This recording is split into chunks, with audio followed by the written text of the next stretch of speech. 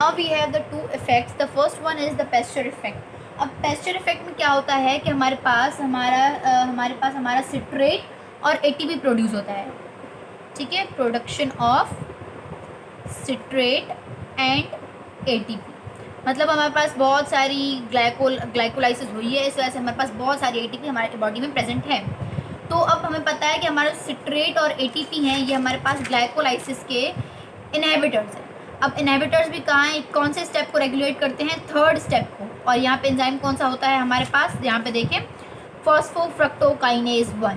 तो ये क्या करेंगे, हमारे इनहिबिट करेंगे दोनों के दोनों जाके PFK1, ठीक है, PFK1 को इनहिबिट करेंगे। अब इसके रिजल्ट में क्या होगा, इसके रिजल्ट में क्या होगा कि हमारे पास जो हमारे ये देखिए यहाँ से काम इनहिबिट होना शुरू हुआ है यहाँ से, लेकिन ये ऊपर वाला काम चल रहा है, ठीक है, बिकॉज ये दो एंजाइम्स हमारे पास इंटैक्ट हैं। तो हमारे पास ये ऊपर वाले एंजाइम्स की क्वांटिटी बढ़ती जाएगी और ये जो नीचे वाले एंजाइम्स हैं और नीचे वाले सब जो हमारे पास इंटरमीडिएट्स हैं उनकी जो क्वांटिटी है वो डिक्रीज होती जाएगी। तो इन सब की क्वांटिटी इंक्रीज होगी और इन सब की क्वांटिटी डिक्रीज होगी।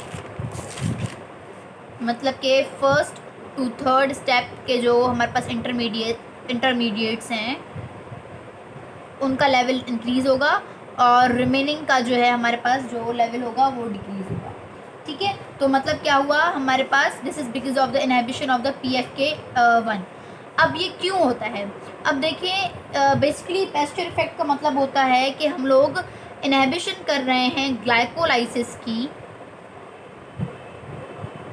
In the presence because of the या फिर बाय द ऑक्सीजन। अब ये क्यों हो रहा है देखें, इसकी अब मैं समझें, अब मैं आपको इम्पोर्टेंस बताती हूँ। अब देखिए हमारे पास क्या होता है कि हमारे पास ऑक्सीजन बहुत ज़्यादा है, ऑक्सीजन बहुत ज़्यादा है, तो हमारे पास ये साइकिल चलती जा रही है।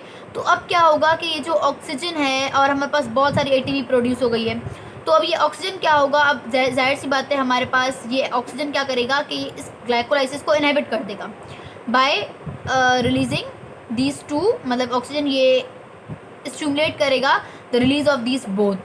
तो इसकी वजह से क्या होगा कि हमारे पास ग्लाइकोलाइसिस कम हो जाएगी। तो ये हमारे पास होता है in the Pasteur effect. Then we have the Crabtree effect. अब ये Crabtree effect is basically the opposite of the Pasteur effect और इसमें हम लोग क्या करते हैं, हम ऑक्सीजन की इनहिबिशन करते हैं by the addition of the more glucose. तो इसमें हम लोग क्या करते हैं, inhibition of oxygen by addition of glucose. इसमें क्या होता है कि हमारे ग्लाइकोलाइसिस है वो बहुत ज़्यादा परफॉर्म होती गई है, ग्लाइकोलाइसिस का रेट बढ़ गया है बहुत ज़्यादा। अब उसकी वजह से क्या हुआ है कि हमारे पास हमारा फॉस्फेट, जो इनऑर्गेनिक फॉस्फेट हम लोगों ने यूज़ किया था, यहाँ पे आप लोगों को याद हो तो here in the step number 6 by the glyceraldehyde 3 phosphate dehydrogenase, यहाँ पे तो इनऑर्गेनिक फॉस्फेट और हमारे पास ये जो हम लोगों ने NADP यहाँ पे यूज़ किया है इन द 6th स्टेप, ये दोनों डिक्रीज़ हो गए हैं बिकॉज ये दोनों के दोनों हमारे सेल से आ रहे हैं। तो इसकी वजह से क्या हुआ कि अब हमें ये जो NADP है इसको रीजनरेट करना है। तो हमारे पास हमारी एनएरोबिक कंडीशन होनी चाहिए, बिकॉज एनएरोबिक कंडीशन होगी तभी तो मैंने आपको बताया था ना। तो क्या होगा, पायरूवेट लैक्टेट में कन्वर्ट होगा और हमारे पास यहाँ पे NADP प्रोड्यूस होगा, ठीक है। तो हमारे पास NADP तभी प्रोड्यूस होगा जब हमारे पास एनएरोबिक कंडीशन होगी। तो इसलिए हमें एनएरोबिक कंडीशन लानी पड़ेगी by the inhibition of the oxygen, ठीक है। तो जैसे ग्लाइकोलाइसिस बढ़ती है ग्लूकोज बढ़ता है, तो ग्लाइकोलाइसिस बढ़ती है तो फॉस्फेट और NADP का लेवल कम होता है, इन दोनों का लेवल कम होता है तो ऑटोमेटिकली हम लोग एनएरोबिक कंडीशन को प्रोड्यूस करते हैं ताकि हमारे पास हमारे NADP का लेवल इंक्रीज हो, ठीक है। देन हमारे बुक में एक छोटा सा टॉपिक दिया गया है, that is the glycolysis and the shuttle pathway.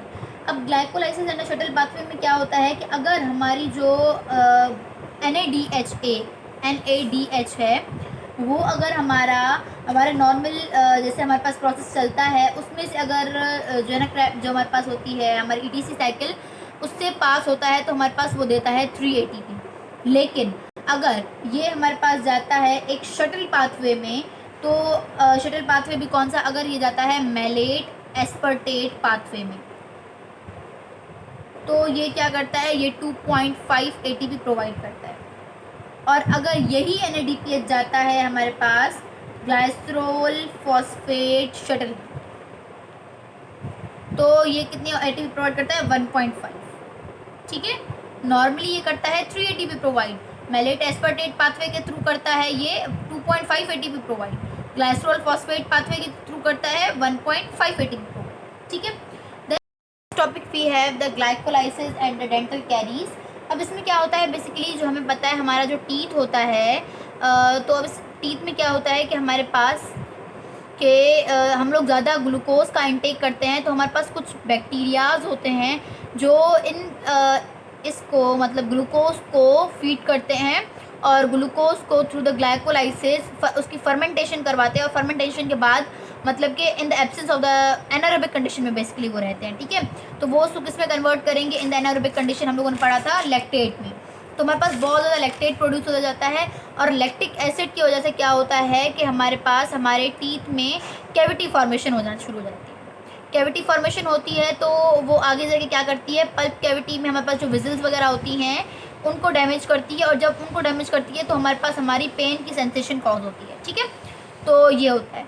लेकिन अब हमारे पास हम लोगों ने एक एंजाइम पढ़ा है, ये हमारे पास है इनोलेज। इस इनोलेज को इनहिबिट करने वाली एक चीज़ होती है जिसको हम लोग बोलते हैं फ्लोराइड।